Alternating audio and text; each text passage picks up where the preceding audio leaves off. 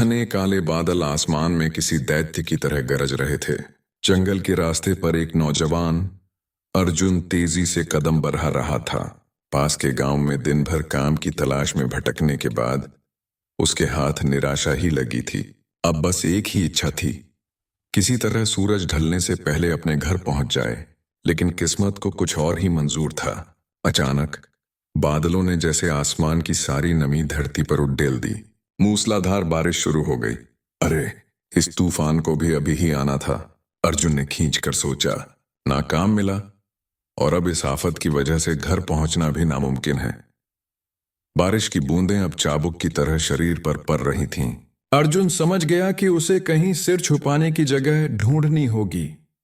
काफी देर तक भीगते हुए चलने के बाद उसकी नजर पेड़ों के झुरमुट के पीछे छिपी एक विशाल और पुरानी हवेली पर पियार आई।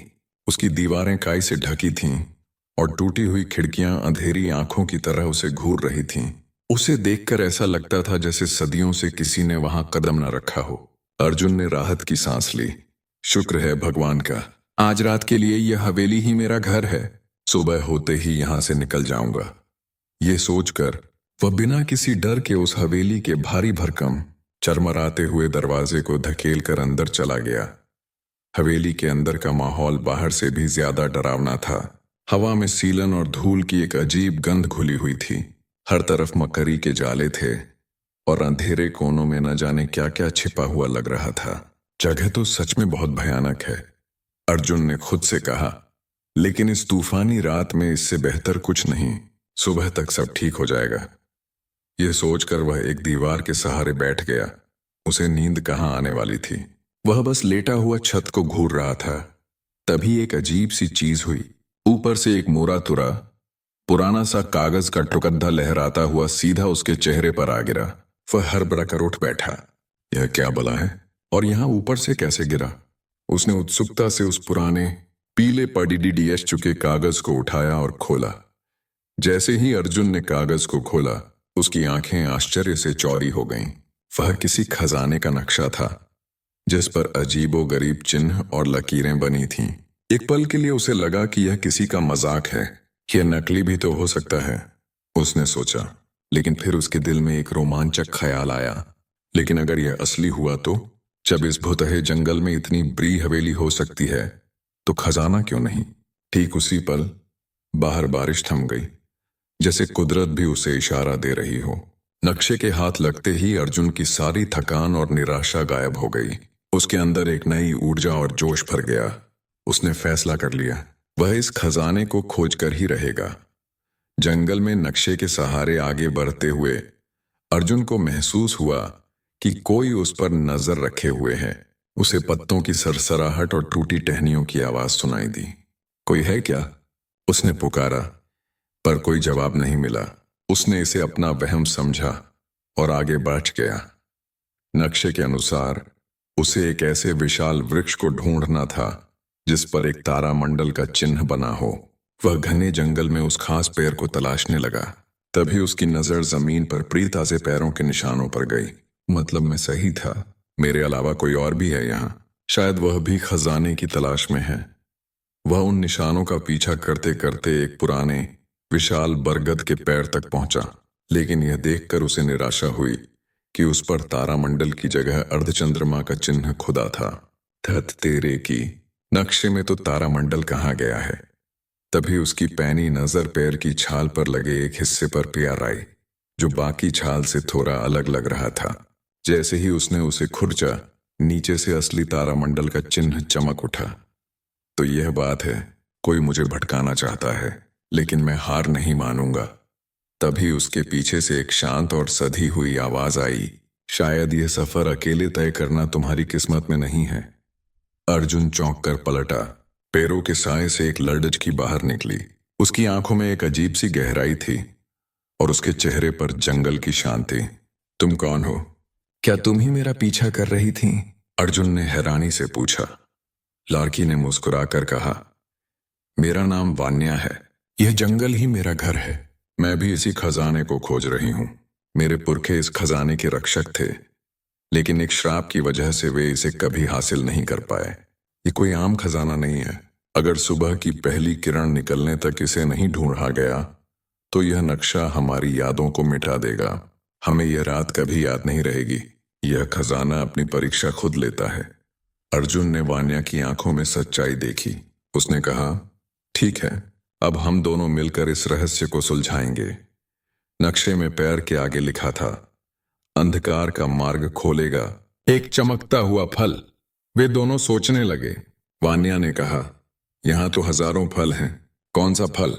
तभी अर्जुन की नजर पैर की सबसे ऊंची डाल पर लगे एक फल पर पड़ी, जो बाकी फलों से अलग था। वह रात के अंधेरे में जुगनू की तरह हल्का हल्का चमक रहा था। वान्या, वो देखो, मुझे लगता है वही है पहेली का जवाब। अर्जुन फुर्ती से पेड्डे पर चढ़ा और उस चमकते हुए फल को तोड़ लाया। जैसे ही उसने उस फल को तारामंडल के चिन्ह पर रखा, एक अविश्वसनीय घटना घटी। पेड़ का तना एक जादुई रोशनी के साथ बीच से खुल गया और अंदर एक गहरी सुरंग का रास्ता बन गया। रास्ता मिल गया। वे दोनों एक दूसरे को देखकर मुस्कुराए और उस सुरंग में उतर गए। सुरंग उन्हें एक विशाल गुफा में ले गई, जहां एक शक्तिशाली गुहा रक्षक जिन्न बैठा था। उसकी आंखें अंगारों की तरह दहक रही थीं। उसने अपनी गरजती हुई आवाज में कहा, तो आ ही गए लालची इंसान। खजाने तक पहुंचना है तो मेरी पहेली को सुलझाना होगा। मेरी पहेली का उत्तर ही आगे का मार्ग है। मैं जंगल की आत्मा हूं। बिना शोर के मुझे सुनो। उस नर्तकी को ढूंढो जो पत्थरों पर नाचती हो। उसकी पायल की झंकार, संगीत निराला मेरा दरवाजा छिपा है उसके आंचल के छाले में। ये कैसी पहेली है? अर्जुन ने कहा। वान्या ने अपनी आंखें बंद की और बोली, शांत हो जाओ अर्जुन, पहली पंक्ति पर ध्यान दो। बिना शोर के मुझे सुनो। पत्थरों पर नाचने वाली नर्तकी जिसकी पायल की झंकार हो, यह तो झरना है। झरना जब पत्थरों पर गिरता है तो संगीत जैसी आवाज आती है। जैसे ही वे दोनों शांत होकर सुनने लगे, उन्हें दूर से पानी के गिरने की मधुर ध्वनि सुनाई दी। वे आवाज की दिशा में भागे और एक खूबसूरत झरने के पास पहुंचे। वान्या ने कहा, मैं इस जंगल में बरसों से हूं, पर यह झरना मैंने आज पहली बार देखा है। अर्जुन ने झरने को गौर से देखा।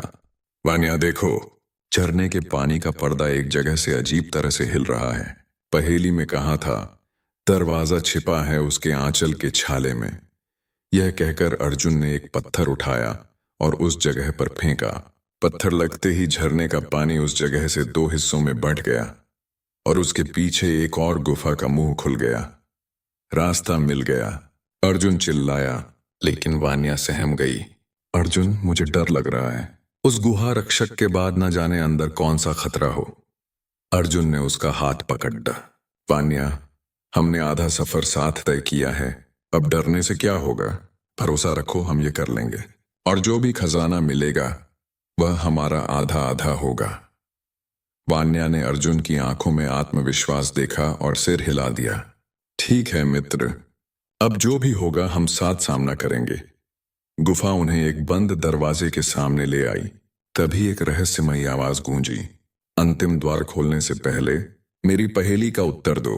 मेरा कोई शरीर नहीं, पर मैं जीवन और मृत्यु दोनों देता हूं। मुझे हवा चाहिए जीने के लिए, पर पानी मेरी जान ले लेता है। मैं क्या हूं? वान्या ने तुरंत उत्तर दिया, इसका उत्तर है अग्नि। सही उत्तर। दरवाजा एक भारी गड़गड़ाहट के साथ खुल गया। वे एक गोल कमरे में पहुंचे, जिसके बीच में 4 अलग अलग रंगों के पत्थर रखे थे, सुनहरा, हरा, नीला और सफेद। आवाज फिर गूंजी, तुम्हारे सफर के 4 पड़ावों की यह निशानियां हैं। इन्हें सही क्रम में रखो। एक भी गलती तुम्हारी यादों को हमेशा के लिए मिटा देगी। वान्या घबरा गई, पर अर्जुन मुस्कुराया। डरो मत वान्या, जवाब हमारे सफर में ही छिपा है। सबसे पहले हम सुनहरा पत्थर रखेंगे, क्योंकि हमारा सफर एक सुनहरे पीले रंग के नक्शे से शुरू हुआ था। उसके बाद हम हरा पत्थर रखेंगे, क्योंकि हमें रास्ता पैर के एक चमकते हरे फल ने दिखाया। अब हम नीला पत्थर रखेंगे, क्योंकि गुफा का रक्षक नीले रंग का था। और आखिर में हम सफेद पत्थर रखेंगे, क्योंकि हमने रास्ता सफेद पानी वाले झरने के पीछे खोजा। जैसे ही अर्जुन ने आखिरी पत्थर सही जगह पर रखा, जमीन कांपने लगी और सामने की दीवार सरक गई।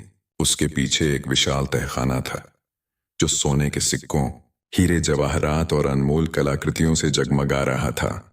इस तरह अर्जुन और वान्या ने अपनी हिम्मत, समझदारी और अटूट दोस्ती के दम पर अर्जुमंद जंगल के उस भूला दिए गए खजाने को हासिल कर लिया।